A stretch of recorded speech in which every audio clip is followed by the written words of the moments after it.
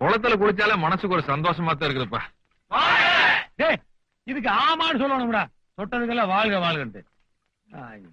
மணியா யாராச்சும் வந்து அப்படியே முருகர் தேய்ச்சி விடுங்க பாக்கலாம். எங்க வரீங்க போங்கடா.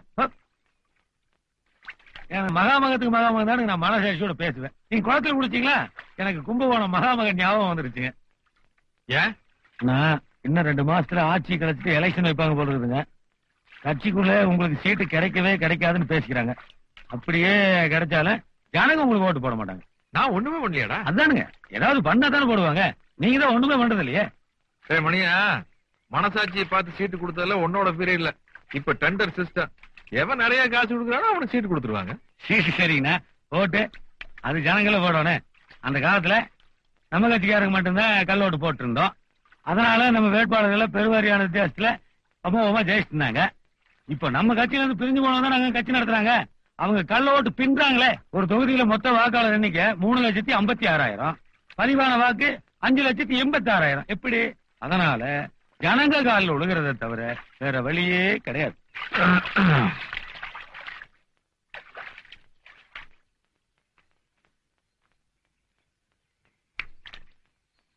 குறை 30 வருஷமா கட்சியில் இருக்கிறவன் நானு. முந்தானத்தோடு கட்சியில சேர்ந்து கட்சிக்கு போற கை வச்சா என்னடா அர்த்தம்? நேரப்பா சண்டை போட்டுக்கிறீங்க. அதுக்காக அவன் உரிமை எப்படி விட்டு கொடுக்க முடியும்? இவனையெல்லாம் கட்சியில வைக்க வேண்டிய இடத்துல வைக்கணுங்க. அதுக்குல்லப்பா இப்ப என்னமோ பேசிட்டு இருந்த மாதிரி. என்னது? என்னடா சண்டை போட்டது மறந்து போச்சுங்க. தகராறுல விட்டு அடிச்சுட்டுங்க. ஓஹோ, சண்டை போட்டா அப்ப பழசெல்லாம் மறந்து போயிருமா?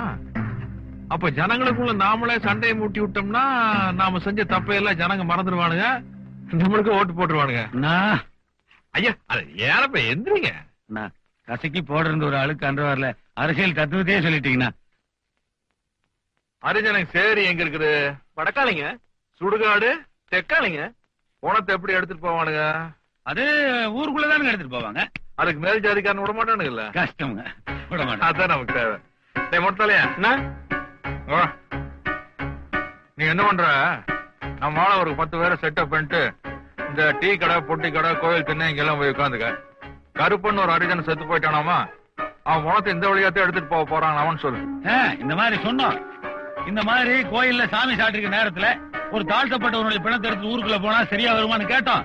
அதுக்கு அந்த அரிஜனாங்க சொல்றாங்க, ஏன் எடுத்துட்டு போனா அந்த மேல் ஜாதி நாயை கிழிச்சிருவாங்களா அப்படின்னு கேக்குறாங்க. நீ சொல்ல. ஆமா, அத நான் சொன்னதா சொல்லக்கூடாது, அவனுக்கு சொன்னதா சொல்லணும். மேல் ஜாதிக்கார நாய்க, அந்த நாய்காங்கிற நல்லா அழுத்தி சொல்லணும். சரி, இவன் போய் இப்படி சொல்றான்னா சாதி கலர் உண்டாயிருமா? மணியா, சாதியாவும் மரமாவும் நம்ம சனங்க பிரிஞ்சு கிடக்குற வரைக்கும் நம்மள மாதிரி அரசியல்வாதியை குதிரை ஏறிட்டே இருக்க வேண்டியது. அப்ப நம்ம மாதிரி ஆளுக்கு சந்தோஷமா இருக்கிறது இந்த சாதியிலே கண்டுபிடிச்சிருப்பான்னு நினைக்கிறேன். சரி, அன்னைக்கு அமெரிக்காவை கொலம்பஸ் கண்டுபிடிச்சான்னு சொன்னேன்.